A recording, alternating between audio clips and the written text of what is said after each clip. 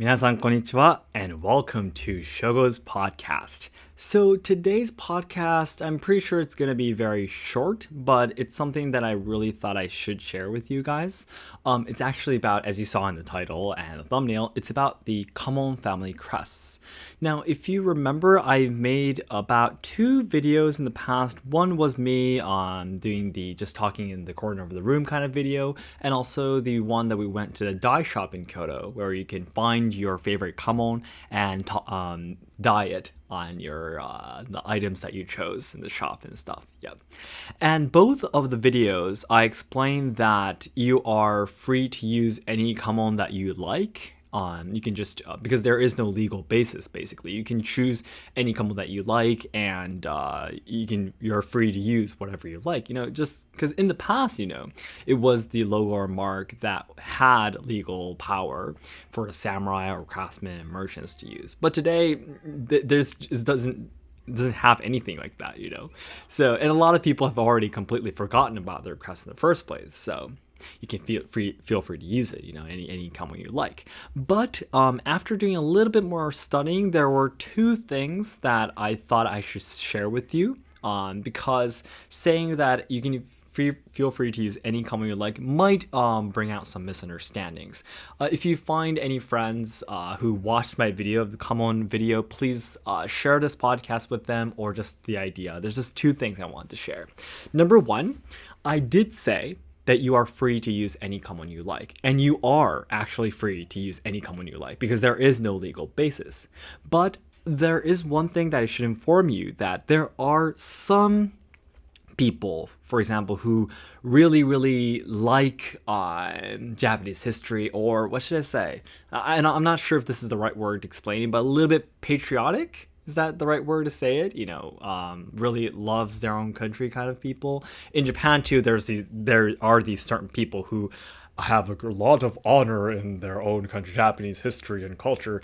And some of these people, I've seen in their blog articles or things like that, I hate that, for example, martial art group, because their dojo, I hate that dojo because they're using the honorable whatever clan's Kamon on without any permission, or things like this. Like that person, that dojo is using that Kamon, even though they're not related to the great whatever clan in the 17 somethings or things like that. If you probably understand what I mean, right? So there are some people that might be dissatisfied with the Kamon that you use. For example, especially the ones that are related to, for example, Oda Nobunaga, Toyotomi Hideyoshi, Tokugawa Ieyasu, these super famous and powerful warlords. They do have a really, really long history, and of course they were very powerful. So some very, very few people, though, very, very few people, I would say 99% of Japanese people do not care. You're free to use any Kamon you like, but there are some people in Japan that might say these things to you, or not directly, but there are some people that say these things in Japan. Yeah, that's one thing I wanted to share. Number 2, I also wanted to tell you that if you're going to be using the Kamon family crest as a business logo, or something that you're going to earn money from, there are some Kamon that are registered already to the government by some companies. So you are not allowed to use some Kamon freely if you're going to be making money from it. Yep. For example, there is my family crest, actually. The Sagari Fuji, the wisteria flower, is actually used by I think it was a confectionery company, I believe. Yeah, there's a really, really famous company that has a super long history.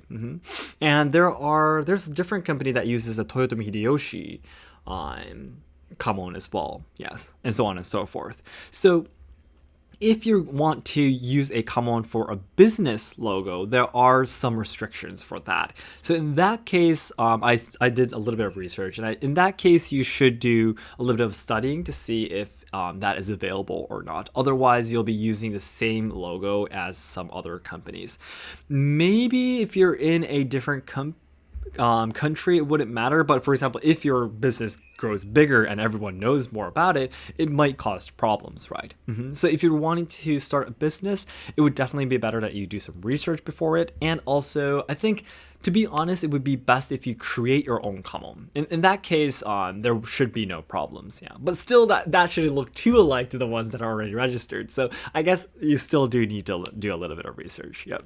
So I just wanted to today in this short podcast, I wanted to share with you about the new things that I learned about Kamon family crests. Number one, there are very few, but there are some people in Japan who call themselves Japanese history lovers that say that that you should not use this crest. Of course, again, they do not have any legal right to tell you this.